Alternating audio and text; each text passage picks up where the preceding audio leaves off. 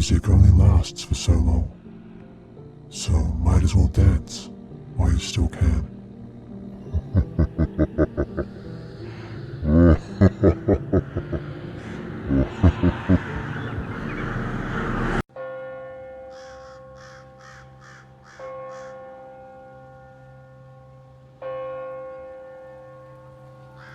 This story happened to my friend. I have no intentions of provoking the dead person I'm going to relate. My friend's boyfriend rides a bike. They were very much in love, and their relationship was at its peak when her boyfriend met with a fatal accident. I'm not sure of the location. I think he died on the spot. My friend was devastated and depressed, and it was really sad for someone so close to leave so suddenly. A few days after the accident, while she was doing something in her room, she heard chains outside her bedroom. I'm not trying to exaggerate the incident, but it really did happen. The sound of the chain became clearer. My friend looked out of her room into the living room, and that was where she saw her boyfriend standing there, wearing the exact clothes he was wearing on the day of the accident. She was scared, but it was her boyfriend after all. He was holding onto a helmet and looking at her. She believed that her boyfriend had come back to say goodbye.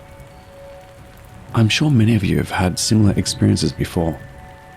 From my point of view, the chain sounds might be some things that happened after his death. He might be chained before he was brought to the netherworld. Or it might be his bike chains that got caught on his body while he crashed.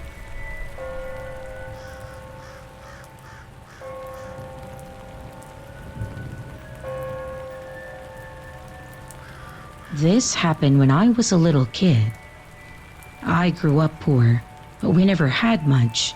My family and I lived in a really cheap dump of an apartment on the bad side of town. I never got any of the toys and cool things that all the other kids at school got, except for Christmas. Each year on Christmas morning, there was always a present waiting there for me. The presents were things like stationery for school or some cheap toys. I was never ungrateful. I eagerly awaited Christmas morning and Santa's gifts each year. I believed in Santa at that age, so I didn't ever thank my parents for the presents. I kept my presents in the best possible condition that I could, placing my treasures from Father Christmas as gently as I could in my drawers each night. My father was a heavy drinker. Each day he stank of alcohol. He would always get all angry and shout when he was drunk. My mother hated him. She seemed disgusted by him, and all she would do was wallow in her own self-pity. I never would have thought that either of them would give me a Christmas present. I wondered if they knew that I existed sometimes. It wasn't until I was in the 6th year of elementary school that I learned about Santa's true identity. I was so appreciative that my parents found the money each year for a gift for me. It really touched me. Going forward, I wanted to make sure that I thanked them each year. So, when Christmas Eve came around that year, I was lying in bed, wondering what I might be getting that year and how I was going to thank my parents for it. I was so excited that I couldn't sleep. But eventually, I did fall asleep because later, I was awoken by a sound. There was this strange scratching, scuttling kind of noise coming from beside my bed. I knew exactly what that sound was. It was someone leaving a present for me. Then it sounded as if something had just been placed down on the ground. I kept on pretending to be asleep, but I slightly opened my eyes and there was a black shadow next to my bed. I almost screamed the house down. I kept looking at the shadow and quickly realized that it wasn't my mom or dad. It didn't even look human. It was very thin, which vaguely resembled the shape of a human. Its eyes were darting around the room like it was glitching out. I couldn't see a mouth or a nose or hair, and I kept staring at it, and for a split second, It looked like my father. But I knew that that thing clearly wasn't him though. It was horrifying. I don't know if I was overcome with fear or if I simply fell back asleep, but that was the last thing that I can remember. And the next time that I opened my eyes, the sun was rising. The present was still there at my bedside. I guess that perhaps I had just had a bad dream, and I shoved those dreams aside and I sat up in bed. And since it was Christmas, I opened my present. I had been waiting all year for this day, and I couldn't believe my eyes that in that box was the latest game console. All the kids were talking about it at school, and only a few students in my class had one. I don't know why, but I just burst out crying. I was so happy, and yet I was more grateful than happy. I was overwhelmed. It was the greatest morning ever. I ran into the kitchen to ask about my present. I asked her if Dad had given me the present. She asked that my father went out drinking and didn't come home last night. Therefore, it wasn't him. I guess it wasn't from her, since she seemed to know nothing about it. I decided not to say anything about the present. She saw me playing on games console, but never asked where I got it. It's like she didn't know if I had one before or not. Dad didn't come home. In fact, he never came home. He passed away. We aren't sure when it was, but essentially, he drank himself to death. When I got older, I married my beautiful wife and I have a child of my own. I always wondered where that expensive gift came from. In my heart, I always knew that it was from my dad. I think all of my presents were from him. I have thought about it for many years, and I think that he was apologizing for being a terrible dad each year by giving me a present. I like to think that the last one was his parting gift. My son turned 4, and I decided to tell my wife about my theory, and she strongly disagreed with me. She didn't tell me why though, she just said that it was impossible. That was a little sad. Even as an adult, I cherished the idea of him trying to be a good father for just one day out of the year. We gave presents each year to my son, but I didn't want to leave the presents for him by the side of his bed. I told my wife not to do it either. It just didn't feel right to me. One year on Christmas Day, he came rushing into our bedroom in the early hours of the morning, brandishing a gift in his hand, and when we asked him where he had got it, he said that he had found it next to his bed. I was completely overwhelmed. In the box were some cheap toys and some stationery, just like I had when I was his age. It's like he came back to give his grandson a present. Dad, if it was you... No, I know that it was you. So, thank you.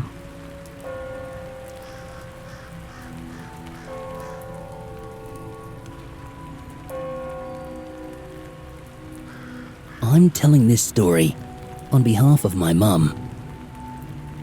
Believe me, my mum doesn't tell lies, and she's not one for making up crap about ghosts. She told me this story after I had told her about somebody coming to me.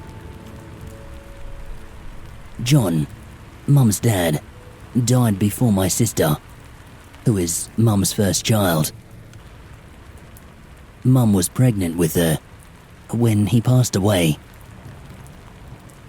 One night, Mum was laying in bed after putting Debbie to sleep. She felt someone sitting on the end of her bed. She thought it may have been Doug, Debbie's father, home from the pub exceptionally early and being very quiet. So she ignored the matter and just laid there again, trying to go to sleep. After about 5 minutes, she could still feel somebody sitting there. She thought to herself, What on earth is Doug doing? So she sat up and looked. No one was there, but there was an indent on the bed, like somebody was sitting there. She laid back down and then someone started talking to her. "You have a wonderful daughter," it said. "I trust you will raise her well, the same as any other children you may have. Take good care of your mum for me." That was all the voice said to her. As soon as it had said, "Take good care of your mum for me," Mum knew that this was her father. Because when he would go away for a few weeks, he would say that to her, just like that. Then she felt the bed move. He had gotten off it, and she said he must have walked over to Debbie's cot, because never would she move while she was sleeping. But she sat there, rubbing her cheek like someone had touched her. Mum is assuming that he'd walked over to Debbie and started stroking her face. I am the only one Mum has ever told that story, being a ghost believer myself.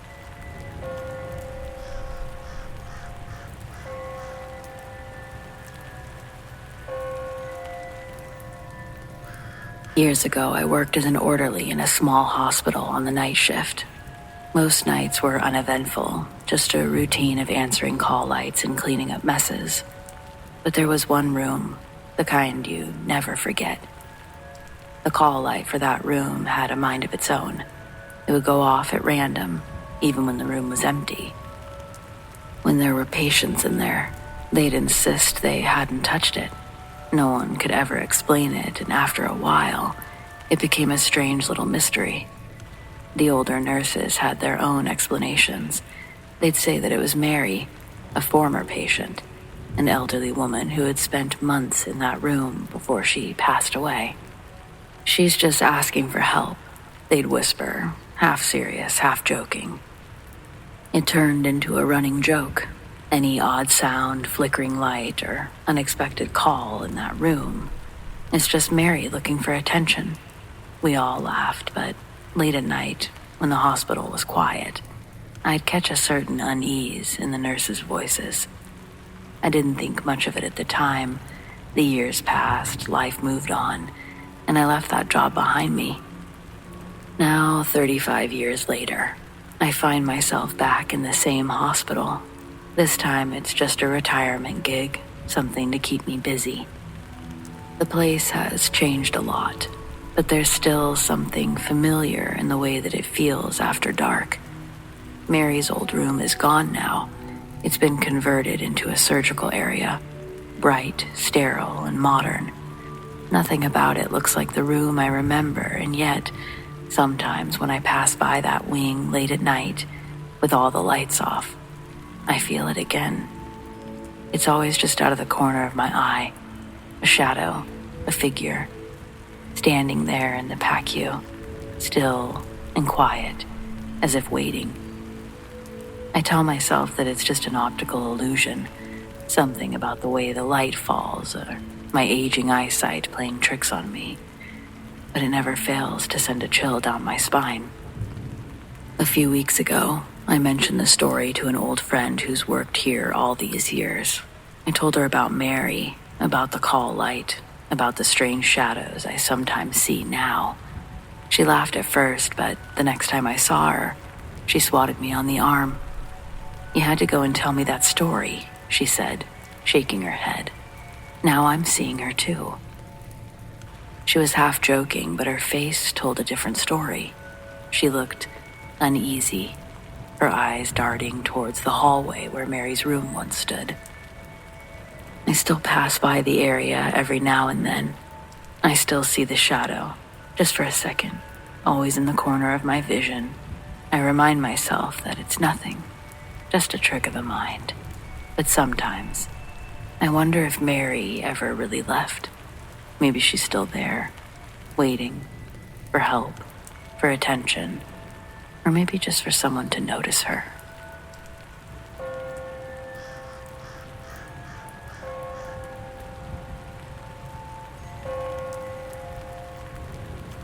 This happened in 2004 when my dad died.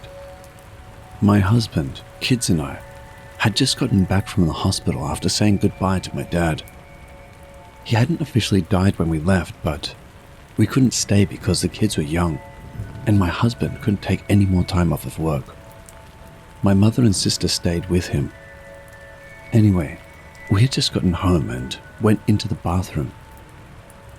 I saw a towel and some clothes on the floor. I bent over to pick them up and suddenly felt someone whack my butt hard. Hard enough that I heard the crack and bumped my head into the corner of the sink. I ran out of the bathroom, screaming at my husband because I thought he snuck up behind me and did it. He quite vigorously denied it, as he was in the other end of our house. Not 60 seconds after I yelled at him, the phone rang. It was my sister calling to let me know Dad had passed away 5 minutes ago.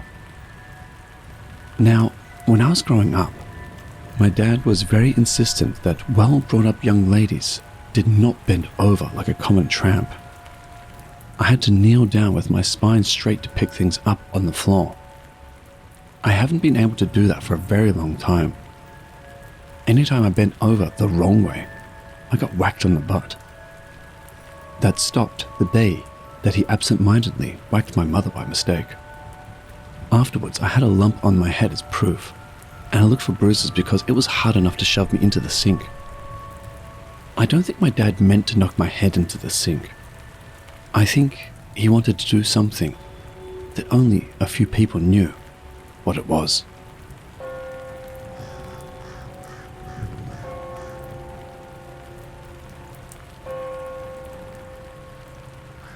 Almost 2 years ago, I lost a close friend in a tragic car accident.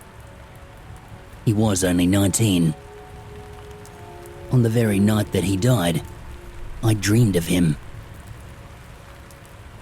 The next morning, I was just sitting with my 3-month-old baby girl when I heard a knock on the door.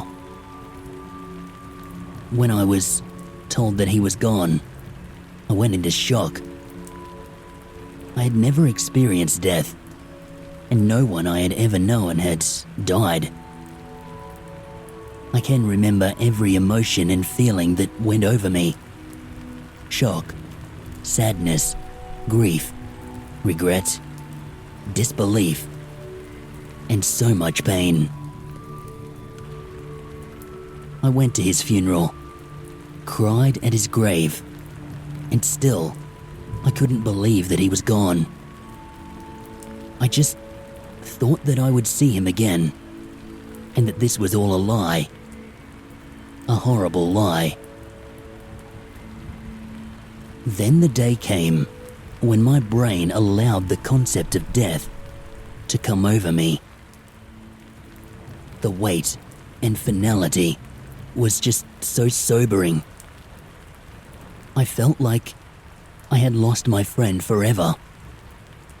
Just as I began to believe that he was gone forever, things started to happen. There were no lights turning on or things flying around the room in the dead of night. Just subtle things. I could feel his presence. When he was alive, I knew that feeling well, and sometimes I felt that same feeling. I could just tell he was there. When he was around, I could feel a cold sensation, and the hairs on my body would stand up. I would speak to him, ask him how he was. I asked him if he could look out for my daughter, be a kind of guardian angel to her. At times I could hear her talking to someone when she was in her cot. And when we went to his grave, I asked her to go say hello to him, and she walked straight up to his plot and waved to his photo. that was the first time that I had taken her to visit him. That was when she was 1. The New Year's Eve after he died, I was taking photos with my phone. I was in the lounge room with my sister when I picked up the phone. There was a blurry image on the screen. It was a picture of a man, and it looked very much like my friend. As time goes by, I don't feel his presence as much anymore.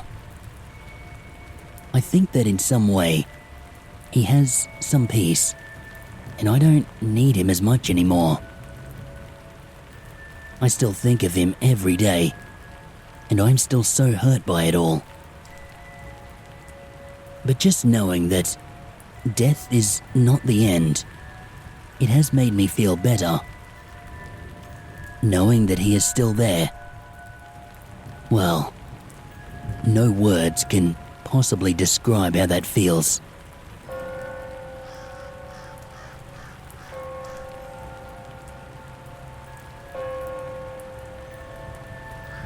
I've had a few experiences, but this one happened not too long ago.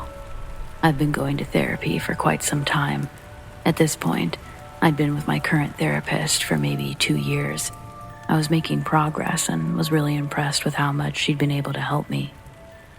She had 2 young kids who would come to her office on days when there was no school. There was a playroom set up across from her office. Usually a nanny would accompany the kids. There was never any disruption to our sessions, even though the children were young. I was almost as impressed by that as I was by her obvious skills. This day, she came in with her 2 kids and started upstairs. A much older woman was between her and her kids. I thought that she must have gotten a new nanny. She told me to come up and we settled in for our session, except I had an overwhelming feeling of sadness. I asked her if she was okay. She told me that she was, but, of course, she would say that because she has boundaries. I was looking past her at the closet with a dark wooden door when the strangest thing happened. The older woman that I'd seen behind her kids sort of materialized into the wood grain and then stepped forward behind my therapist. She put her hand on her shoulder. I asked my therapist if she was okay.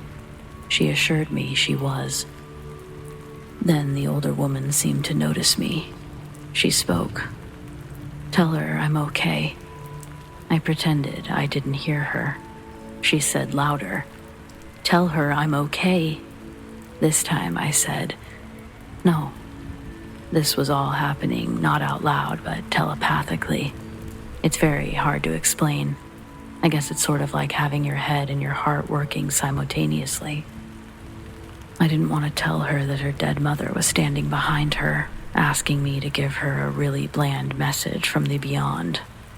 I might have been willing to take a chance had she said, tell her about the time when she was 5 and we went to the beach and had a fish boil, or anything that wasn't so mundane. But I'm okay. I don't know. I asked my therapist one more time, and with greater urgency, "Are you sure you're okay?" This time she said, "Well, I just found out before I came to work that someone close to me died." I thought, yeah, no kidding. I told her I was sorry, and that we certainly didn't need to finish the session, since I also knew it was her mother, and she probably needed to make some sort of arrangements. Meanwhile, her mother continued to talk to me. Here's the thing. This is my therapist, not a friend, and I really liked her as a therapist. I didn't really want to tell her that I was seeing things. I also didn't want to pass on a message from the beyond, because it seemed like a really big boundary problem. I left. She told me she'd be gone for several weeks. In the ensuing weeks, I was obsessing about the message from her mother. Keep in mind, my therapist never told me who had died. When she came back to work, I scrounged up my courage and told her what had happened. I described what the woman had looked like, what she was wearing, what she said. I told her I knew it was a pretty bland message, but I had to tell her because I couldn't quit hearing it, and I had to say it out loud to her. She looked absolutely astonished. She told me that when her father passed, her mother would say, "I just wish I knew he was okay." It had become something that she obsessed about over the years. The message, "I'm okay," it meant a lot to her and her siblings. Go figure.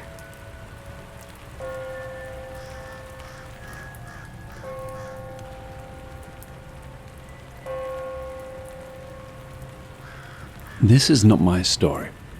I'm simply sharing it because it's intriguing. Spring break of 2010.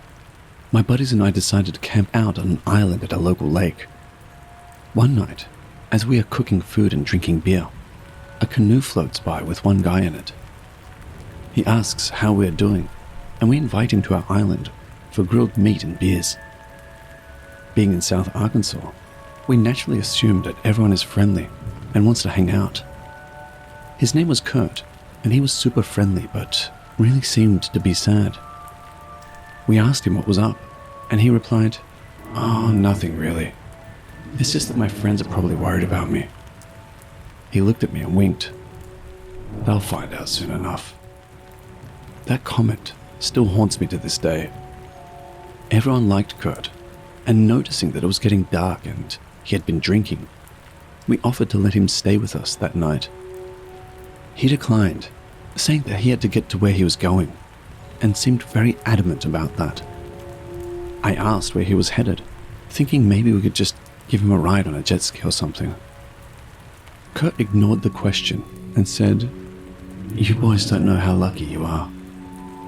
He hopped in his canoe and left. We didn't think much about it. The next morning we woke up early to do some fishing. As we were fishing, a police boat pulled up.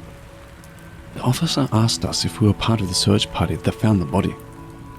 We obviously have no clue what he's talking about, so he tells us a story about a young man in a canoe that disappeared last week. Apparently, divers found his body at the bottom of the lake 2 days before. The young man's name was Kurt Clark. This was so freaky for us that we all packed up and left camp that day. Now this is one of the witnesses' testimony as to what they experienced. What follows is an online newspaper article with information about the deceased. Hot Springs. Searchers on Monday recovered the body of a teenager who drowned when his canoe capsized on Lake Washita last week. They found the body of Curtis Peyton Clark, 19, in about 43 feet of water around 3 p.m. after previous attempts to locate the corpse failed. Garland County Sheriff spokesman, Lieutenant James Martin said, "Clark was from Helena, West Helena. He and a friend were in the water last Thursday during windy weather, which caused the canoe to capsize about 200 yards from shore. Both tried to swim to safety, but Clark went under."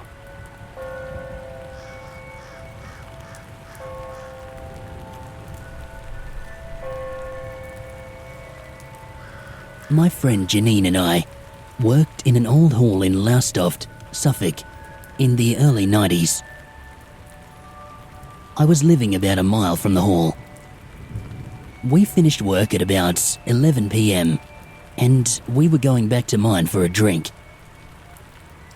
There we were, me wheeling my cycle, and her holding a plate with a slice of lemon meringue pie on it, walking down an unlit dual carriageway.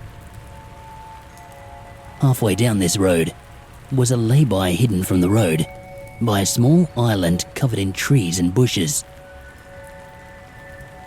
We heard a van pull into the lay-by, and a minute later, we heard a noise behind us.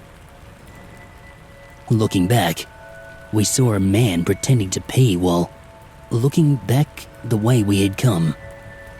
Strange. He turned and he looked straight at us. He jumped onto the road and he started to chase us. We shot off down the road. It was late, with hardly a car about.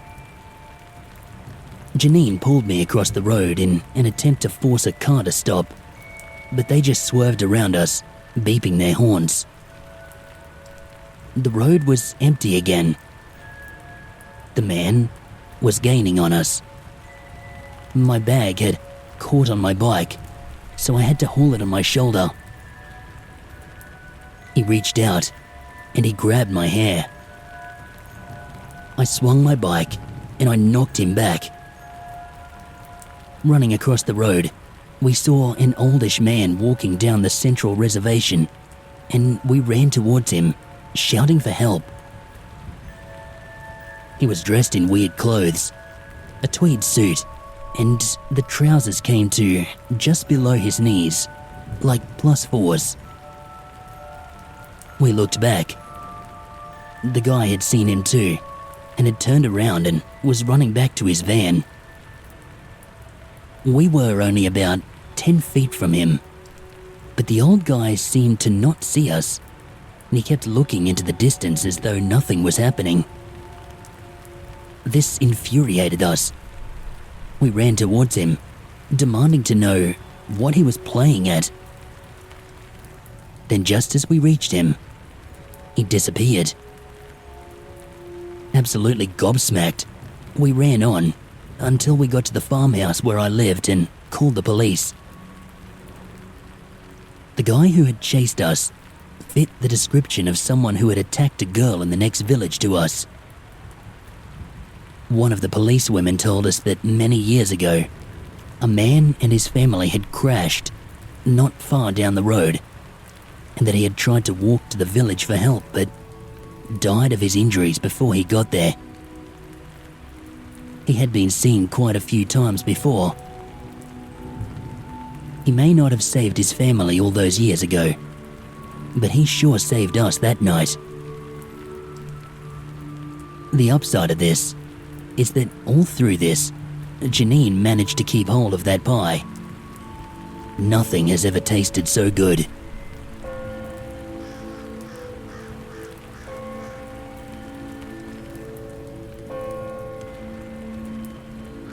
Back in 2016, I was exploring the house that my family just moved into. During my exploration, I made my way to the basement. At first, there wasn't really anything, but then I heard a faint female voice behind me, saying, "Who are you?" Naturally, I freaked out and looked behind me. I then saw the vague figure of a pale woman with dirty blonde hair, red dress, white hat with a rose, and I noticed that she seemed to have stab wounds under her rib, stomach, and right side of her head. The woman then backed away slightly before saying, "Don't be scared. My name's Vanessa." After that encounter, I see her near my closet and my windows at night. During those nights, she hums songs. The only song that I've been able to identify from all of her hums was Kitty Callan's "It's Been a Long, Long Time." She said she does that because I don't sleep enough. Nowadays, she mostly hums songs when she wants some company. Vanessa's backstory. Vanessa was born back in August 16th, 1953, in Hackensack, New Jersey. She said that she moved to another state, the state I live in right now, and bought the house back in 1972. She'd only just finished high school when she married some guy with the last name Henderson. Their marriage was very rocky, with Mr. Henderson being physically abusive to Vanessa, him literally killing their child and cheating on her multiple times. Mr. Henderson violently killed Vanessa since he wanted to be with his mistress. She was only 21, and it was on her birthday. From what I conclude from my first encounter with her was that she might have died from blood loss, since she had a whole lot of stab wounds on major vital areas of her body. She said that she was killed near the boiler. To this day, I don't know where her body is. One theory was that Henderson could have gotten rid of the body in some way, but her body would have been discovered and possibly shown in the media. Another, and the most likely one, was that Henderson could have put her body in the boiler, since the house was vacant for 30 plus years until now, which gives time for her body to decompose fully. The last theory was that her body could be within the concrete floor of the basement. The last time I've been in the basement, I saw a cement mixing machine They looked run down and super old. These days, Vanessa shows up from time to time to chat for a while or to tell a story. She also takes care of the other ghosts, making sure they don't harm me. The sad thing is that she always mistakes me as her son, Charles. As of today, she had mistaken me as him and read me a story, 3 Little Pigs. I let her because I know that she's still hurting from his murder.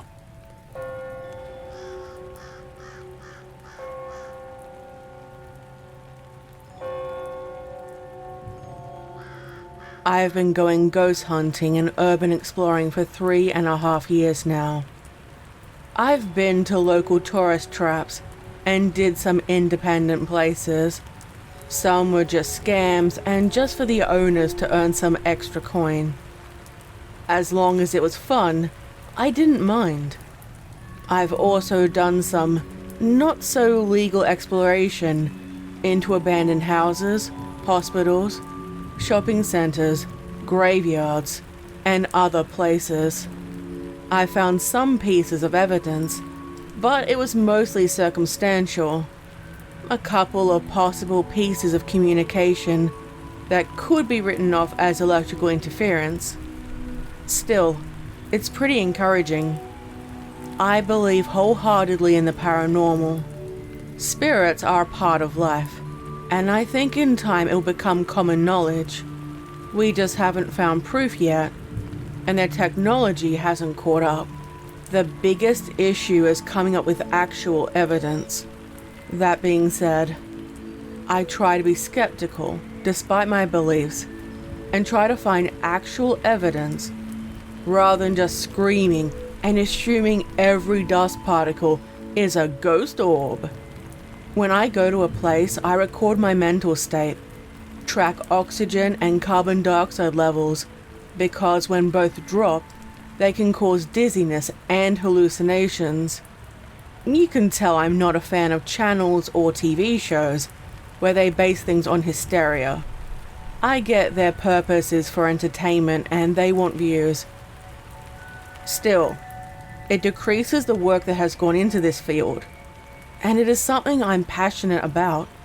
There are 3 main things I think people forget. 1. How dark it can be without any artificial light. And you notice this in most abandoned towns. No neighboring lights nearby, spotty reception, and overall, it increases the feeling of helplessness. 2. How cold it can be in the early morning. And 3. I don't think people are quite prepared for how bored you might end up being. Most of the time, you're in a dark room with a device, waiting for a response that usually doesn't come. I'd say 80% of the time, you don't see or get any evidence. I also don't include a creepy feeling as an indicator. There are human factors involved in this. Being isolated, in the dark in an unknown place, it is instinct to feel unsettled or unsafe in a place like this. People's senses are often heightened, and you should be careful. Homeless people, squatters, criminals, and all sorts of people can be found inside these places. They might assume that you're going to hurt them too, so some of them are armed, or they will set booby traps, so you need to watch out. Often the buildings have defects, especially the pipes, and it can cause strange sounds that could sound similar to howling or moaning. It's really scary the first time you hear it. I traveled with 2 friends, Jay and Tom, who would join me in going to an old farmhouse a couple of hours away. I never go alone to these places. Too many things could go wrong. I'm not giving away the location, because so many of these places end up being covered in graffiti or destroyed. Before we went, I researched the home to try to find out some basic information. The family were caught doing tax evasion and fled, leaving all their possessions behind. Essentially, they had become missing persons. In cases like these, your mind starts to become overreactive and wants to assume the very worst possibility, that they were murdered and you'll find them buried, hidden on the property, or you'll find the signs of a corpse. Luckily, I haven't found the latter. I couldn't find who currently owned the place, but I assume it was the government or the bank. By the time we got there, it was late afternoon. The sun was still up, and it would give us time to check the place out and set up. There was no missing it. It was a double-story farmhouse. We pulled up, close enough to make a speedy getaway, and double-checked to make sure there weren't any security cameras.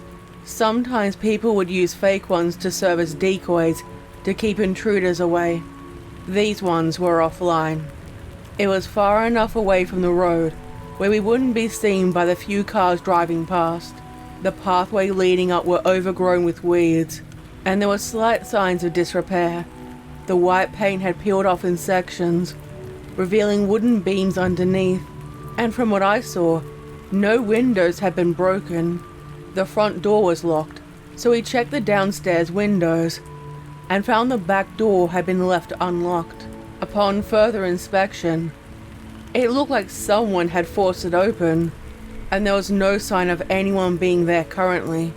Looking through the windows, we saw everything was still in the house. Other than a layer of dust, everything looked pristine. We paused, looking for signs that a squatter could be inside, and all we could hear was the soft sound of birds singing. It was better to double check than be sorry. We also couldn't hear any stereotypical sound of humming or signs of bees or wasps. We decided to risk it and opened the door. The country-style kitchen was beautiful, still with mugs and fancy plates remaining in the cabinet. We looked for calendars or newspapers to get a possible date. We found the local county one, with 2005 on it. For a place we assumed hadn't been occupied for over 20 years, it was still in excellent condition. My friends and I joked about finding out whoever owned the property because it looked like it would be easy to clean it up. We moved to the living room and the foyer, finding a hat rack, still with scarves and hats. The shoe rack still had the family shoes there. I'm not going to lie.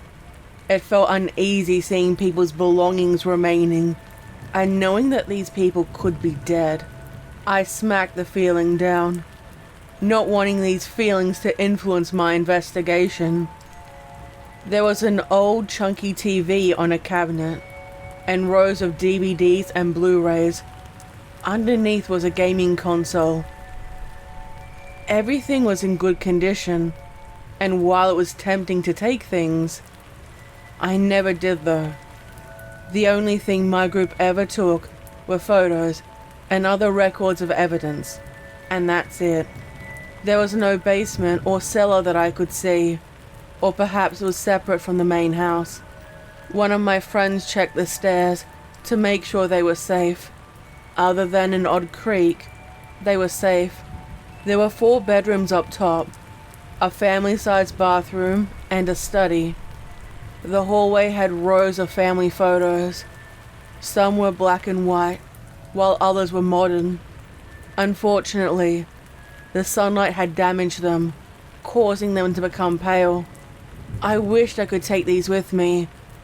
There had to be some kind of archive for these sorts of things. Each of us went to different rooms. One was the couple's bedroom, and it was the master. Then a teenager's room, with faded posters of the Black Eyed Peas, Foo Fighters, and some other bands I couldn't see properly. Each room still had clothing in the drawers, old pieces of technology we all hadn't seen for some time. You could describe the place as the perfect time capsule. We took photographs in every single room at multiple different angles. Then we went outside to check the outside sheds, only to find old gardening tools and dead plants.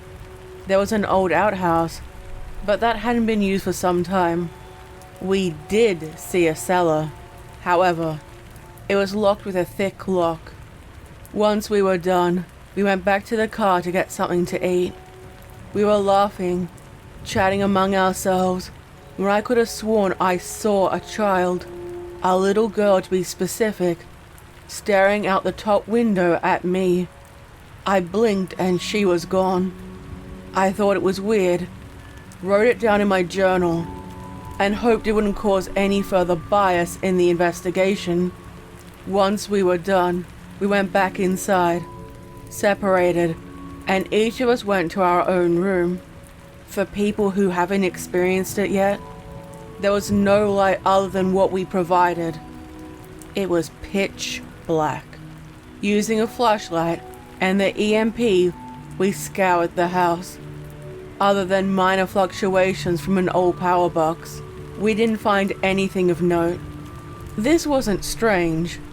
Next, we tried using a spirit box, asking a question, and giving the potential spirit some time to respond. I asked if anyone was there.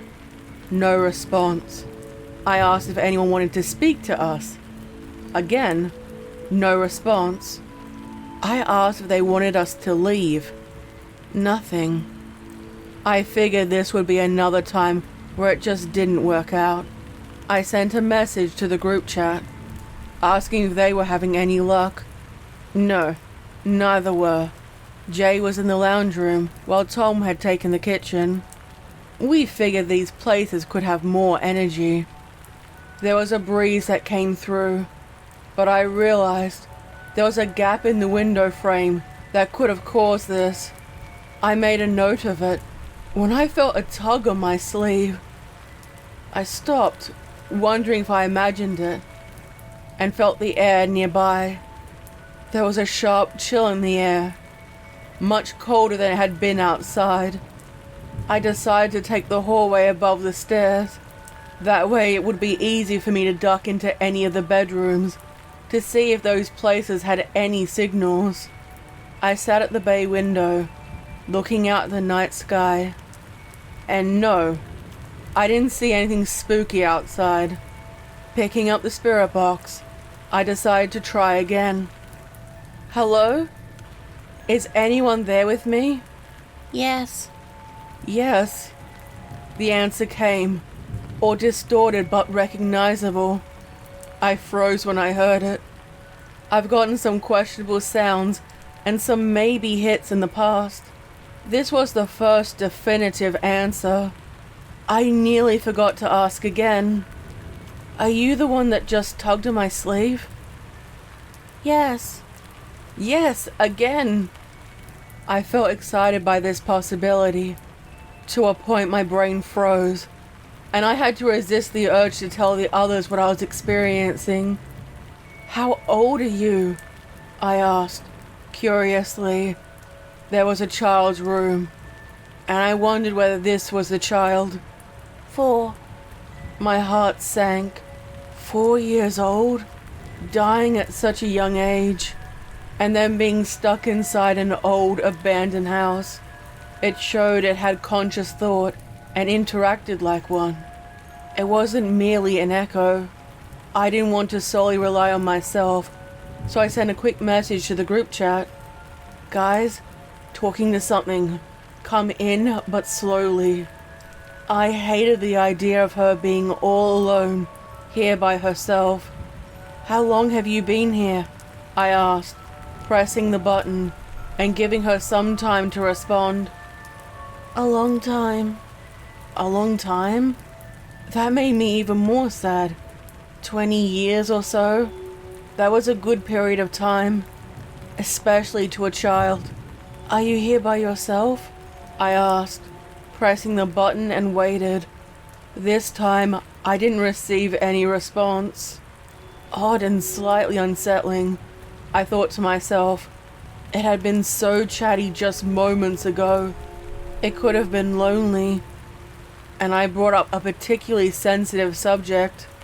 Or perhaps it was scared of whatever inhabited the house with it. Are you here by yourself? I insisted. No. No, came the response, and a part of me wished I didn't have the answer. I didn't like how the ghost kept hesitating to answer. wondering just what was lurking around the house with it. I may have had some confirmation bias, but at this point, I didn't care. My throat felt tight and I gulped, looking down the hallway for any sign of my friends, coming out and glanced at my phone. It was off, the power having been run down. My heart rate increased. Desperately, I knew it would be important for me to slow it down and think as logically as possible. Are you scared? I asked. Perhaps I was projecting. Only a little. Yes. Yes. This didn't help ease my worries. Biting my lip, knowing that I could, rather than should ask a question I had lingering in my mind, knowing full well that once it was out, there was nothing I could do. I needed it to be specific. Who, other than myself and the 2 friends I brought here, is with us? I asked, waiting for a response, and didn't get one this time. I hoped it was just the spirit playing a prank on me. I felt the tug on my sleeve again. This time it was more panic, intense, and I wanted to pick up my equipment, then run as fast as I could. Hey, shh, hey, it's okay, I comforted, not using the device this time, when the tug started to become rougher. Hey, easy! I realized the spirit was trying to pull me in the direction of the stairs, maybe trying to tell me to escape. Wait, are you asking me to leave? They kept pulling, this time more rapidly. I picked up the spirit box again. Is there someone here with us? There was silence, other than another Yes. could be heard. I knew it wasn't the little girl. The house was eerily silent, and I couldn't hear the other 2 downstairs. I didn't want to ask the next question. Who is here with us? Him. Him? Who was he? I didn't have to wait long to find out. I looked around. Coming out of the parents' bedroom was a dark shadow. It was loosely in a humanoid shape, and was heading directly toward me. I heard my friends screaming loudly. They called for me to get out of there, and left wanting to get to safety. But unfortunately for me, I was trapped, having to go through whatever it was when it consumed me. I felt the air being drawn out of me, suffocating, and a sharp pain in my chest. I was dying. A heart attack, I think, and soon my body flopped on the ground, lifeless. I didn't see who killed me at first, and I don't hold it against my friends. They came back for me once they realized I wasn't outside with them. They held me while I died, called the police, and that was the last time I ever saw them. I've been in the house alone with the little girl who helped me up and then taught me how to adjust to my new undead life. The house looks like it did before it was damaged by time and the elements. Clean sheets, a full fridge of delicious food, and it's hard to imagine it looking any other way. A factor I didn't expect was, I can't leave the house. It doesn't matter what time of year. I always end up in the same place. I don't know what we'll do when the house eventually crumbles into dust. Maybe that's when we'll be free to move on. The little girl and I have a pretend breakfast every morning, and at nighttime, I read her a bedtime story. We play in the garden, and otherwise, it was peaceful, except when we have living visitors. I'm not sure how it changes the atmosphere, but the house returns to the state it truly is. A dream broken. The placebo gone. It hurts to see them, and the memories of who I used to be would flood back. The little girl and I would try to warn them, but the more we did, the more they wanted to stay.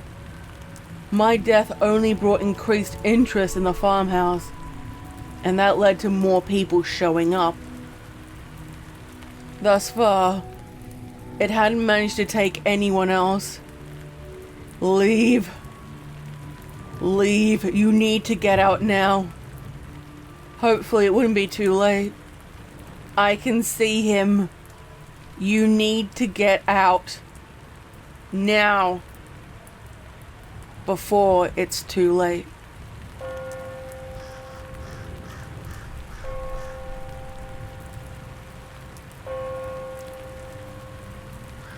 Hello, watchers and listeners. Happy holidays.